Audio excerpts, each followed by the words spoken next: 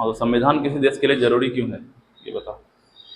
संविधान तो पता चल गया हमको नियम कानून बताता है, कुछ अधिकार देता है, जरूरी क्यों है संविधान? जरूरी इसलिए है कि जिसके पास अवैध शक्ति या अवैध कुछ सामान है वो दूसरे पे इसका अपना रुतबा नहीं बना सके। हाँ, जैसे मान लो कोई कमजोर आदमी है, हाँ, अब उसके पास कुछ संपत्ति है, कुछ भी है, ताकि वो भी अपना जिंदगी सही तरीके से जी सके, इसलिए संविधान जरूरी है, ठीक है। और मान लो कि कोई कॉन्स्टिट्यूशन संवैधानिक पद पे, जैसे मान लो प्रधानमंत्री, डीएम हो गया, पुलिस हो गया, उन लोग के पास बहुत सारा पावर है, वो अपना पावर का गलत यूज नहीं कर सकते, इसके लिए क्या जरूरी है? संविधान। संविधान में क्या क्या होता है? संविधान में होता है पार्ट्स, यानी कि भाग, और क्या होता है? आर्टिकल, यानी कि अनुच्छेद,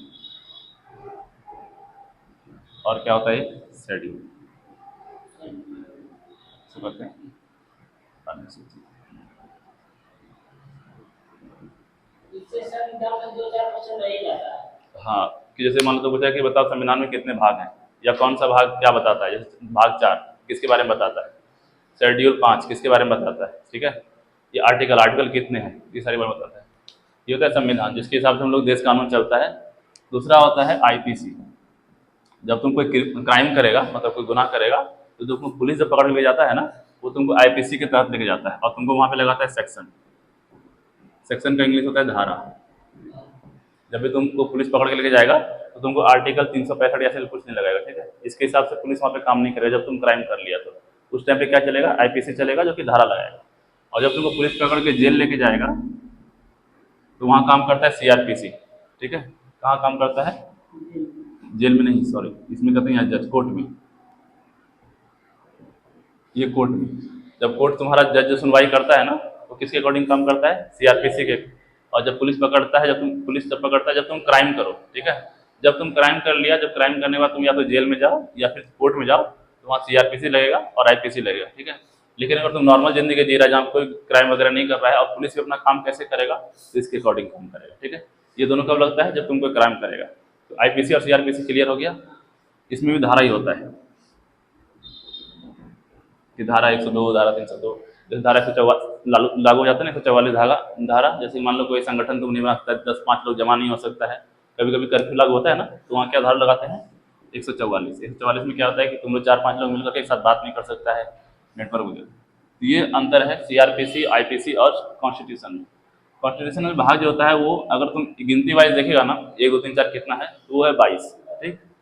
लेकिन अगर तुम उसमें ए और बी सी करके जोड़ दो, तो कितना हो जाता है? 25। और अगर तुम गिनती करके देखो अनुच्छेद कितना है, तो अनुच्छेद होता है 395, ठीक है। लेकिन अगर फिर तुम एबीसीडी ओ आर जोड़ना शुरू कर देगा, तो कितना? 470 प्लस हो जाएगा। और इसमें जो अनुसूची है वो है टोटल 12, स्टार्टिंग में 8 था और बाद में 4 जोड़ा गया है, ठीक है। तो आज हम लोग पहले अनुसूची देखते हैं। अनुसूची क्या होता है कि जैसे मान लो कुछ नया चीज ऐड करना है, जैसे मतलब पंचायती राज ऐड करना था, तो पंचायती राज ऐड करने के लिए किसी नियम कानून बदलाव करना है, क्या होगा कि एक एक अनुच्छेद को बदलना पड़ेगा। कि जहां मान लो पंचायती राज तुम्हारा पार्ट 3 में भी कुछ पंचायती राज के बारे में बता रहा है, अगर बता रहा है तो वहां भी कुछ आर्टिकल में देखना होगा कि यहाँ क्या क्या आर्टिकल में बताया गया है। फिर मान लो पार्ट 12 में बताया गया है पंचायती राज के बारे में, तो वहाँ भी चेंज करना पड़ेगा। तो वो सब जगह जाकर चेंज नहीं करना पड़े, इसके लिए क्या करते हैं? अनुसूची ऐड कर देते हैं। तो तुमको अगर किसी जैसे मान लो कि वेतन के बारे में जानना हो, प्रधानमंत्री का वेतन कितना है, तो किसमें चले जाएंगे? अनुसूची में। एक एक आर्टिकल को नहीं ढूंढेंगे, ठीक है। इसलिए अनुसूची सहूलियत के लिए दिया गया, ठीक है। इसको थोड़ा सा लिख लो कि सीआरपीसी, आईपीसी क्या क्या होता है। यहाँ तक समझ में आ गया? देखो, संविधान को अगर तुम तोड़ेगा ना, तो संविधान को हम इस तरह के ले सकते हैं, सम और प्लस विधान। सम मतलब होता है बराबर, ठीक है। विधान मतलब होता है नियम कानून। तो जो कानून सबके लिए बराबर हो, नियम कानून, वो किस में लिखा गया? संविधान में। संविधान में क्या होता है? सबके लिए नियम कानून बराबर है। लेकिन ऐसा होता है? तुम कोर्ट में जाओ, थाना में जाओ, देखो गरीब का क्या हाल है। पहला देखते हैं शेड्यूल। थोड़ा बहुत इंग्लिश लिखने की कोशिश करो। अनुसूची। अनुसूची पहले होता है कि क्या है कि संविधान में क्या क्या विषय है, उसके बारे में एक जानकारी देता है हम लोगों को। क्या पहला जो अनुसूची है वो क्या बताता है? बताओ। पढ़ा है थोड़ा बहुत? कुछ नहीं, तुम तो एग्जाम देके आया अभी। हाँ, भारत राज्यों का संघ। भारत एवं भी लगा सकता है, एवं राज्यों का संघ। इसका मतलब क्या होता है कि भारत के बारे में जानकारी देता है कि भारत क्या है, यूनियन या एकात्म मतलब क्या होता है? एक चीज होता है एकात्मक, एक होता है संघात्मक, दो वर्ड होता है, ठीक है। एकात्मक मतलब क्या होता है, जैसे मान लो तुम्हारा ये कोई स्टेट है, उसमें अगर छोटा स्टेट है, लोग कम है, तो वहाँ एकात्मक चले। एकात्मक मतलब क्या होता है कि एक ही सरकार होगा, एक ही स्टेट होगा, एक ही बाउंड्री होगा, और वही नियम कानून बना के सब कुछ कंट्रोल करेगा। संघात्मक मतलब क्या होता है कि छोटा छोटा हिस्सा में बांट दिया कि ये तुम्हारा स्टेट है, यहाँ भी स्टेट ऐसे करके बांट दिया, और यहाँ का अपना छोटा सरकार है, यहाँ का अपना सरकार, यहाँ का अपना सरकार है, और अपने हिसाब से क्या है कि छोटा छोटा एरिया कंट्रोल करना आसान होता है, उसको क्या कहते हैं संघात्मक। सब मिल करके काम कर रहा है, लेकिन और ये सब इसका एक सबसे ऊपर में टॉप में सेंटर होता है जो कि सबको देखता है। जैसे घर में कैसे होता है, गार्जियन होता है, दादा लोग होता है सब, लेकिन तुम लोग जो चाचा लोग है वो सब अपना डिसीजन ले सकता है, उसके ऊपर में कोई ना कोई बैठा होता है जो कि सबको देखते रहता है कौन क्या कर रहा है, किस हिसाब से चल रहा है कि चल रहा है। इसको कहते हैं संघात्मक। संघात्मक मतलब क्या कि छोटा छोटा टुकड़ा में बटा होगा, छोटा छोटा सरकार भी होगा, और एक ऊपर में सेंटर में होगा, इसको कहते हैं संघात्मक, ठीक है। तुम्हारा भारत क्या है, संघात्मक है कि एकात्मक है? दोनों ही है। एकात्मक क्या होता है, एक ही होना चाहिए, एक ही सरकार होगा और एक ही स्टेट होगा, उसको कहते हैं एकात्मक।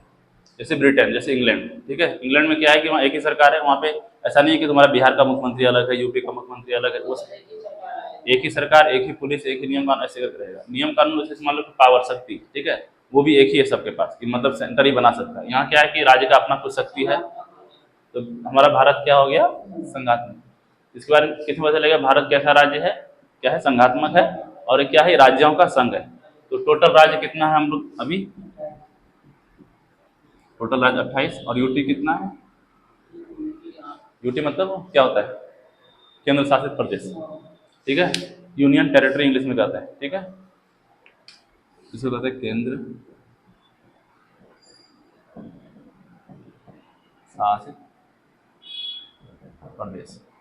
स्टेट तो समझ में आता है स्टेट क्या होता है, ठीक है। केंद्र शासित प्रदेश क्यों रखा गया है, क्योंकि कुछ एरिया ऐसा है जो बहुत छोटा है, ठीक है, और बहुत इंपॉर्टेंट भी है, और हम सेंटर से बहुत दूर है।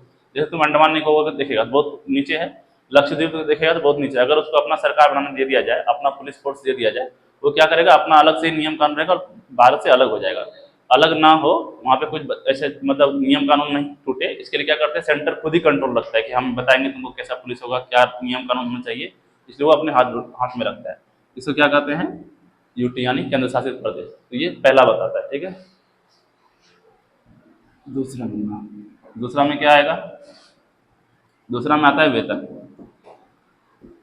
वेतन किसका, जो संवैधानिक पद पे, जैसे प्रधानमंत्री का, हाई कोर्ट का जज का क्या होना चाहिए, डीएसपी क्या होना चाहिए, पुलिस का क्या होना चाहिए, ये सारा वेतन। वेतन के साथ साथ यहाँ बताता है सुविधा। सुविधा क्या कि मान लो उसको मेडिकल फैसिलिटी क्या मिलेगा, उसको ट्रांसपोर्ट में कितना छूट है, उसको रहने के लिए घर वगैरह अलाउंस मिलता है कि नहीं मिलता है, और पेंशन। ये तीनों चीज के बारे में जानकारी किसमें मिलेगा, शेड्यूल 2 में, ठीक है। शेड्यूल 3 हमको बताता है शपथ। शपथ क्या कि कौन कैसा शपथ लेगा, राष्ट्रपति का अपना शपथ होगा, प्रधानमंत्री का अपना शपथ है, अब पुलिस अपना शपथ ले रहा है, मतलब उसका शपथ लेने का तरीका अलग है, क्योंकि सबका अपना अपना काम है। राष्ट्रपति का काम है पूरा देखना, देख रेख करना। विधायक जो होता है उसका काम है कानून बनाना। तो सबका क्या है, काम अलग अलग है, इसका मतलब सबका शपथ भी अलग अलग होगा। इसमें यही बताता है कि कौन किसको शपथ दिला सकता है, ठीक है। ये 3। 4 नंबर जो है